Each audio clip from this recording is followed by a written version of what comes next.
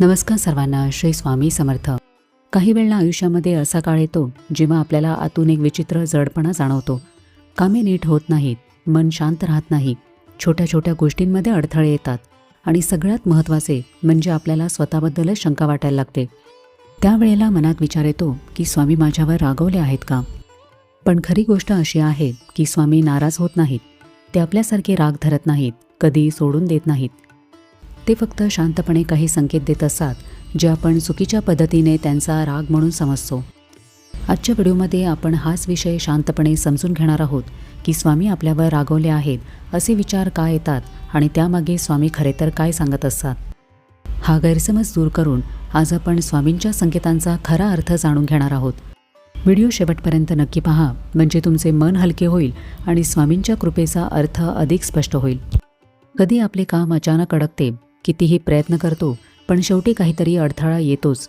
आपण समजतो की स्वामी मदत करत नाहीत, पण प्रत्यक्षात ते सांगत असतात की हा मार्ग तुझ्यासाठी योग्य नाही, इथे पुढे त्रास आहे. काम थांबणे म्हणजे नाराजी नसते, तर ते स्वामींचे संरक्षण असते. आपल्याला वाईट परिणामांपासून वाचवण्यासाठी स्वामी आपला मार्ग अडवतात.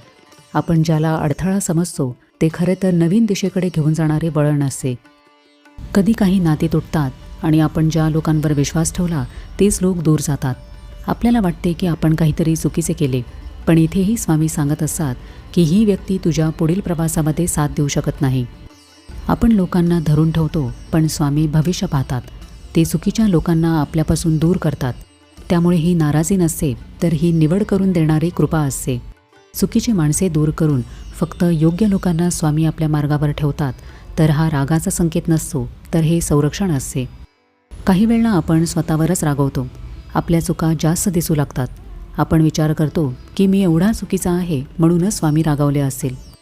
पण हा एक संकेत असतो की जे मन आध्यात्मिक होते ते स्वतःच्या चुका प्रामाणिकपणे पाहू शकते. म्हणूनच स्वतःवर राग येत आहे म्हणजे स्वामी नाराज आहेत असा अर्थ नसतो. उलट याचा अर्थ असा आहे की आपले मन बदलू लागले आहे, आपल्यामध्ये सुधारणा होत आहे. आपले मन स्वतःकडे प्रामाणिकपणे पाहू लागते. आपल्या चुका दिसतात म्हणजे आपण बदलासाठी तयार झालो आहोत. कधीकधी प्रार्थना उशिरा पूर्ण होतात. काही गोष्टी मिळतात, काही मिळत नाहीत.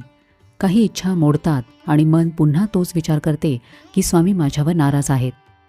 काही गोष्टी योग्य वेळ आल्यावरच घडतात. काही इच्छा पूर्ण होत नाहीत कारण त्यापुढे आपल्यासाठी हानिकारक ठरणार असतात. आणि काही पूर्ण होतात कारण स्वामी जाणतात की आपण त्यासाठी तयार आहोत. काही वेळा जीवनामध्ये शांतता येते. कोणतीही गडबड नाही, मोठे बदल नाहीत. जणू सर्व काही थांबले आहे. अनेकांना ही शांती अस्वस्थ करते, पण ही शांती सांगते की आता पुढे काही मोठे घडणार आहे. मोठ्या बदलाच्या आधी जीवन शांत होते, ऊर्जा साठते, मन स्थिर होते. स्वामींचा अदृश्य हात आपल्या पुढच्या मार्गावर काम करत असतो. ही शांतता म्हणजे नाराजी नसते, तर आपली तयारी असते. मोठा बदल येण्याआधी आपले जीवन शांत होते, कारण हा काळ आपल्याला विश्रांती देण्यासाठी असतो, शक्ती साठवण्यासाठी असतो. आणि आपण या शांततेला स्वामींची नाराजी समजतो. पण ही शांतता नाराजी नसते, तर स्वामींची कृपा असते. स्वामी आपल्यासारखे रागवून बसणारे नाहीत. ते नाराजी, वाईटपणा, शिक्षा, माझे ऐकले नाहीस म्हणून मी दूर जातो अशा मानवी भावनांनी चालत नाहीत. पण तरीही जेव्हा आपल्याला वाटते की स्वामी नाराज आहेत, त्यांची कृपा कमी वाटते, तेव्हा आपण अचानक नामजप सुरू करतो, स्वामींची अधिक भक्ती करतो. पण जेव्हा आपल्याला स्वामींचे नाव जास्त आठवते तेव्हा समजावे की ते आपल्या जवळच आहेत. मन स्वतःहून नाव घेत नाही. स्वामींचे नाम जर स्वतःहून चालू असेल तर तो स्वामींचा स्पर्श असतो. आपण नाव घेत असल्यामुळे ते आपल्याकडे येत नाहीत, ते आधीच आपल्याकडे असतात. म्हणूनच नाम आपल्या मनात येते. हे नाराजीचे चिन्ह नसते, तर स्वामींच्या उपस्थितीचा सर्वात मोठा अनुभव असतो. म्हणूनच जेव्हा आपल्याला वाटते की स्वामी नाराज आहेत, त्या क्षणीच ते आपल्यावर सर्वात शांतपणे, खोलवर आणि सर्वात प्रेमाने काम करत असतात. ते आपल्या चुका पाहून रागवत नाहीत. आपल्या अडचणी पाहून आपल्याला एकटे टाकून दूर जात नाहीत. ते फक्त सांगत असतात की ते आपल्याबरोबरच आहेत आणि त्यांच्या संकेतांचा चुकीचा अर्थ लावू नये. म्हणूनच ज्या काळामध्ये आपल्याला वाटते की स्वामी नाराज आहेत, त्या काळामध्ये ते आपल्या आयुष्यात सर्वात मोठे काम करत असतात. ते आपला मार्ग बदलतात, मन स्वच्छ करतात, चुकीची माणसे दूर करतात, आपली योग्य वेळ आणतात आणि मन शांत करतात. आपले काम थांबणे, मन जड होणे, नाती तुटणे ही सगळी स्वामींची नाराजी नसते, ही सगळी प्रक्रिया असते आपल्याला सुरक्षित ठेवण्यासाठी, आपल्या जीवनाची दिशा परत योग्य करण्यासाठी. स्वामी कधीच नाराज नसतात. ते फक्त आपल्याला नव्या टप्प्याबद्दल शांतपणे सांगत असतात. नाराजीची भावना ही आपल्या मनाची असते. स्वामी फक्त कृपा करतात आणि त्यांची कृपा कधीच थांबत नाही.